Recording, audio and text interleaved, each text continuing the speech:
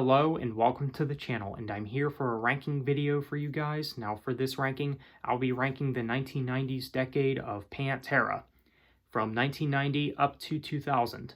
Now, Pantera is one of the first bands that come to mind when I think of metal bands that I like, but I also find overrated.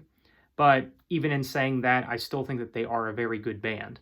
So, of course, there's a reason why I'm just going to rank this decade of Pantera because, well, this is the iconic era of Pantera, pretty much the decade that the band is best known for. They're best known for these last 5 albums because obviously their 80s material is much different.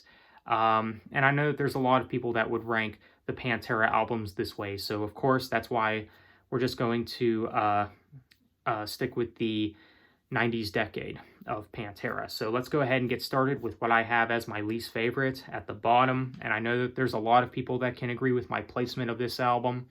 And I am, of course, talking about Reinventing the Steel. Personally, I really couldn't ever get into this album, even after some listens. I mean, there are some good songs on this album, like Revolution Is My Name and I'll Cast a Shadow, but the album as a whole, it lacks replay value. It doesn't really do a whole lot for me personally. But yeah, I know there's obviously a reason why this is considered one of a lot of people's least favorites for sure. I can definitely see why. So Reinventing the Steel, it's one of my least favorite Pantera albums, but I wouldn't say it's all bad though. So that's what's coming in last. Now at number 4, I know that this album is actually number 1 for some people. There's actually some people that say that this is number 2, number 1, in some cases number 3. I just know that this album is in most people's top 3, but for me, it's only at number 4. And I am, of course, talking about Far Beyond Driven. I do like this album. I do think it's good. It's obviously a classic, but I do think that the album is a little overrated, but I still think it's a great album, though. Of course, the first half of this album you cannot go wrong with. Now, the first half of this album is clearly stronger than the second half, but some of my favorite tracks on here would have to be Strength Beyond Strength, 5 Minutes Alone, and I'm Broken. Now, the Black Sabbath cover, Planet Caravan, I think is all right. I mean, it's an okay cover, but the album overall, pretty solid. I do like this one, so Far Beyond Driven. So at number 3, this album I think is kind of underrated to an extent, because I know that there's actually some people that say that this is one of the weakest Pantera albums. I believe I have heard somewhere where someone said that this was one of their least favorites, and I don't get it. I personally don't get it, because this album I do think is solid. I think it's one of their best. And at number 3, I am going to have to go with The Great Southern Trendkill. Yeah, this album is one of their heaviest albums, if not their heaviest. Definitely a great album. I mean, some of my favorite tracks on this album would have to be the title track, War Nerve, and Drag the Waters, Living Through Me, and Floods. These are all really great tracks. But yeah, definitely can't go wrong with this album. And yeah, this album is in my top 3 favorite Pantera albums. I think it's that good. So yeah, definitely a great album. So at number 2, this is an album that's pretty much a no-brainer for some people. I know that there's a lot of people that would easily place this within the top 3 best Pantera records.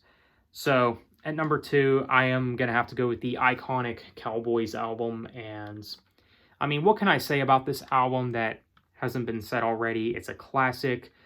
This was the first album of theirs that came out in the 90s time.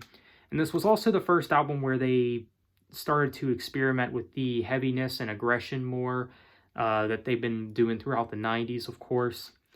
But yeah, definitely a great album. I mean, a lot of really great tracks on here, like the title track, Cemetery Gates.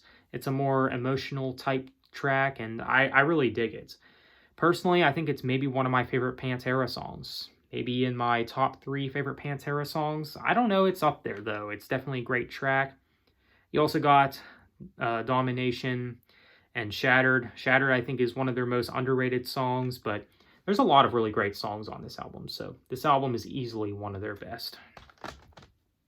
So at number 1, this one's pretty much a no-brainer for me. For as long as I've been into Pantera, this album has always been my number 1 favorite Pantera album.